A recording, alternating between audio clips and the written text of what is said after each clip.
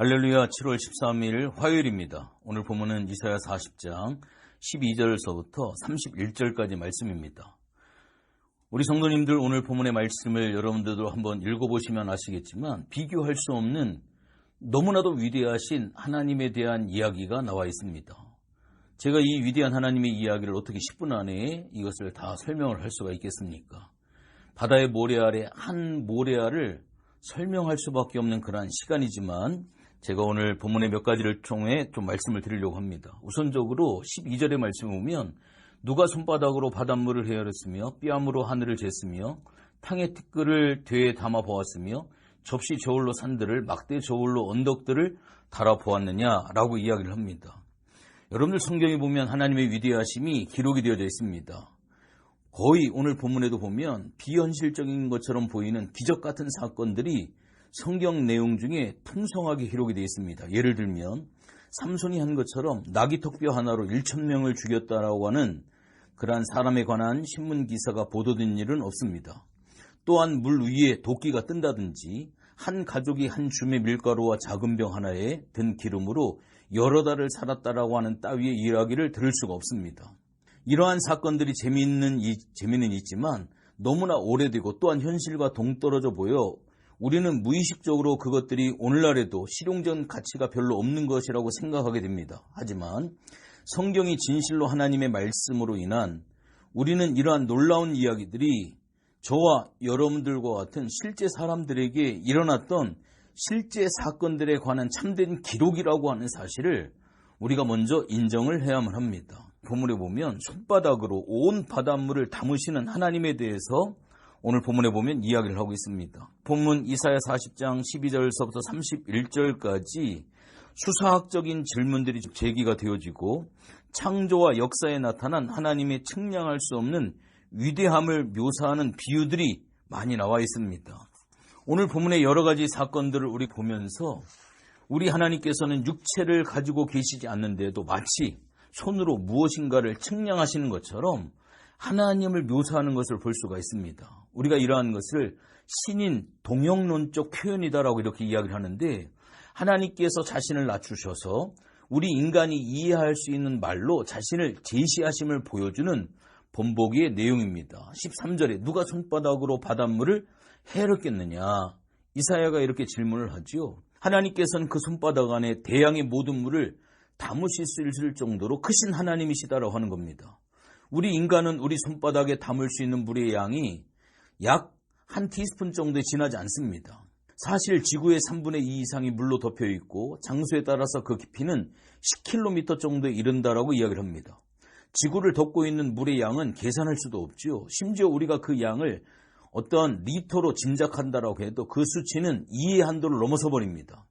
하나님께서는 5대양의 모든 물을 손바닥에 담으실 수가 있다라고 말씀을 합니다. 여기에서 우리는 하나님과 인간 사이에 측량할 수 없는 차이를 바라보게 되어집니다. 이것은 바로 창조주와 피조물 사이에 벌어져 있는 무한한 간극이다 라고 이렇게 볼 수가 있지요. 오늘 성경에 보면 뺨으로 하늘을 재시는 하나님에 대해서 이야기를 하고 있습니다. 여러분들 한 뼘이라고 하는 것은 손가락을 완전히 폈었을 때 엄지끝에서 새끼손가락 끝까지 거리를 말합니다. 성경시대의 벼는 길이를 표시하기 위해 보편적으로 사용했던 그러한 단위였습니다. 하나님께서 우리에게 말씀하시는 의미를 깨닫기 위해서 내 뺨을 재어 보았는데 그 길이가 한 20에서 25cm 정도가 되어집니다. 하나님께서는 너무나 크신 까닭에 뺨으로 하늘을 재신다. 실제로 우리는 우주의 길이를 잴 수가 없습니다. 우리는 태양 이외에 가장 가까이 있는 별까지의 거리를 빛의 속도로 4년 반이 걸린다라고 하는 것을 알 수가 있습니다. 빛은 우리가 1초에 30만 킬로미터의 속도로 움직이는데 가장 가까이 있는 별까지의 거리가 41조 킬로미터 이상이 떨어져 있다라고 하는 그러한 결론이 있습니다. 여러분들 이것을 숫자로 표시해 보면 41이라고 하는 숫자를 쓰고 뒤에 0이라고 하는 것을 12개의 0을 거기에 뒤에다가 붙여야만 41조가 되어집니다. 가장 가까이 있는 별까지의 거리가 이 정도입니다. 그러니 전 우주의 거리는 우리가 헤아릴 수 없을 정도의 수치가 되어질 수가 있지요. 그런데 하나님께서는 자신의 뼘으로 그 거리를 잴 수가 있다라고 말씀을 합니다. 이러한 두 가지 측량 수단을 언급함으로써 사람의 손바닥과 뺨이 나타내고 있는 작다라고 하는 이미지를 통해서 하나님께서 전 우주를 우리가 사소한 물건을 다루듯이 다루실 수 있다라고 하는 것을 보여주므로 하나님의 광대하심을 우리에게 일컬어주고 있습니다. 또한 땅과 티끌과 산들을 하나님께서는 재신다. 오늘 여기 성경에 보면 이야기를 하고 있습니다. 이 세상의 온 세계이든 알프스든 히말라야든 로키 산맥이든 이것들은 모두 그 웅장함과 크기로 우리를 놀라게 하는데 하나님께서는 이것들을 모두 저울에 올려 대실 수 있다고 하는 겁니다. 대양이나 하늘이나 산, 이 모든 것은 우리에게는 헤아릴 수 없는 것들이지만 하나님에게는 그렇지 않다. 사소한 일이다. 라고 하는 그러한 이야기를 해주고 있습니다. 이러한 것들을 제가 감히 어떻게 하나님의 위대하심을 인간의 언어로 표현을 할 수가 있겠습니까? 오늘 본문의 말씀 15절, 16절, 17절의 말씀을 여러분들 성경을 보시면 보라 그에게는 열방이 통의 한 방울 물과 같고 저울의 작은 티끌 같고 섬돌은 떠오르는 먼지 같으니 레바논은 땔감에도 부족하겠고 그 짐승들은 번제에도 부족할 것이다. 라고 이렇게 이야기를 하고 있습니다. 여러분들 보십시오. 이것들을 생각해 보라라고 이렇게 하면서 이야기를 하고 있습니다.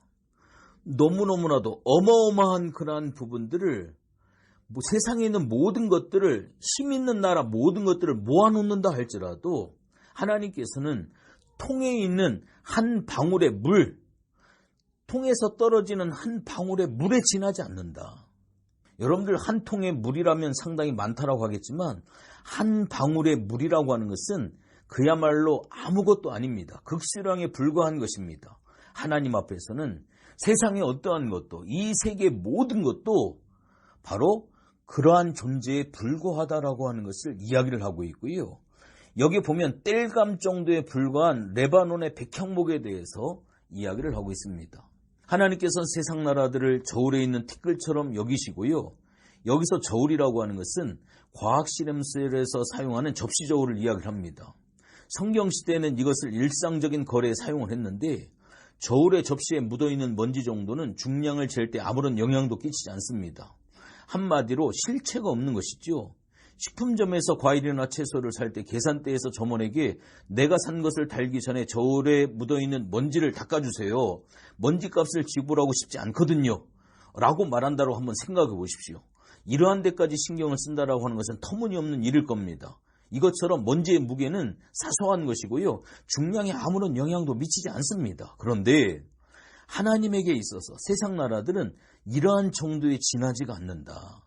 인간의 수준에서 볼 때 세상 나라들은 나름대로 상당한 위용이 있지만 하나님께서 보실 때는 먼지 정도에 불과하다라고 이렇게 이야기를 하고 있습니다. 17절의 말씀을 여러분들 한번 보십시오. 그의 앞에는 모든 열방이 아무것도 아니라 그는 그들을 없는 것 같이 빈 것 같이 여기실 것이다 라고 이야기를 하고 있습니다. 하나님 앞에서 우리는 아무것도 아닌 빈 것과 같은 그러한 존재가 되어줄 수밖에 없다라고 하는 것을 우리가 분명히 이해를 해야만 합니다. 하나님에게서 나는 아무런 무가치 없는 그러한 존재가 되어줄 수 있다고 하는 거죠. 세상 나라들의 세력을 한데 모아놓으면 진실로 위대하겠지만 하나님과 비교할 때는 없는 것 같고 무가치한 것일 뿐이다라고 하는 그러한 사실입니다. 26절을 한번 보세요. 너희는 눈을 높이 들어 누가 이 모든 것을 창조하였나 보라. 주께서는 수요대로 만상을 이끌어내시고 그들의 모든 이름을 부르시나니 그의 권세가 크고 그의 능력이 강함으로 하나도 빠짐이 없느니라. 하나님은 별들도 창조하시고 각각의 이름을 부르셨습니다. 그리고 별들이 정해진 진로를 따라 움직이게 하셨습니다. 천재 물리학자의 말에 의하면 하늘에는 모두 1000억 개의 은하계가 있고 하나의 은하계는 각각 1000억 개의 별들을 가지고 있다고 하는 거예요. 1000억 배의 별들이라니.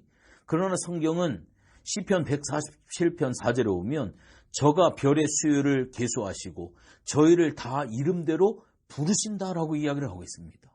지금 이 땅 위에 78억의 인구가 살고 있습니다. 우리 중에 같은 이름을 가지고 있는 사람들이 많습니다. 그러므로 대략 한 30억 정도의 다른 이름들이 있다고 가정을 해봅시다. 그 이름을 모두 외우는 일은 상상이나 할 수가 있겠습니까? 그런 하나님께서는 천억에 천억배에 해당되는 그 별들의 이름을 부르신다.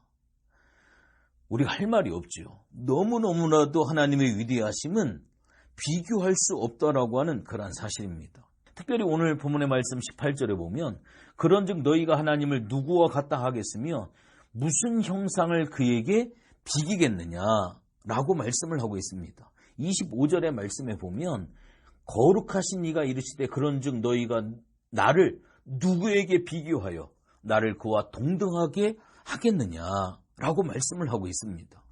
우리 하나님은 우리가 그분의 헤아릴 수 없는 위대함과 그 무엇도 그 누구도 그분과 비교할 수 있는 것은 없다라고 하는 것을 보고 또한 이해하기를 원하신다라고 하는 이 분명한 사실입니다.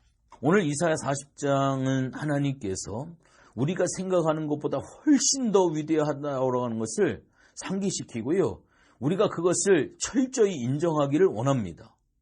우리 하나님은 우리가 상상할 수 있는 그 어떤 것에도 한정되지 아니하십니다. 무한하시고 영원하시고 자족하시는 하나님과 사람은 비교의 대상이 되어질 수가 없습니다. 왜냐하면 어떤 사람이라도 단지 유한하고 제한되고 죽을 수밖에 없는 피조물에 불과하기 때문입니다. 우리 하나님을 경외하고자 한다면 하나님과 우리 사이에는 그 무한한 차이를 우리가 분명히 명심을 해야만 합니다. 이사야 40장의 말씀은 이러한 관점을 갖는 데 도움이 될 것입니다. 홍해를 건넌 뒤 이스라엘 백성이 어떻게 반응하는지를 기억하십시오. 여호와의 위대하신 능력이 나타나는 것을 목격한 후 그들은 하나님을 두려워하고 믿었다라고 성경은 이야기를 하고 있습니다. 우리의 믿음도 하나님을 경외하는 것에 비례합니다.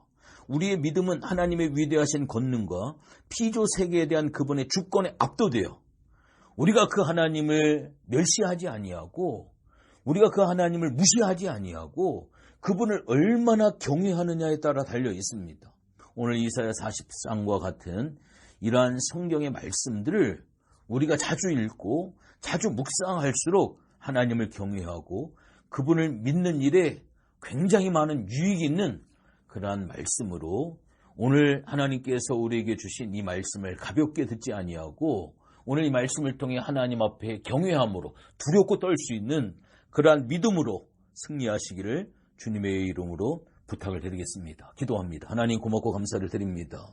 조그만 바이러스 하나가 하나님 전 세계적으로 1억 8천만 명이 넘는 사람들이 바이러스의 확진을 받고 400만 명이 넘는 사람들이 죽음을 경험하고 있는 그러한 지금 현실에 있습니다.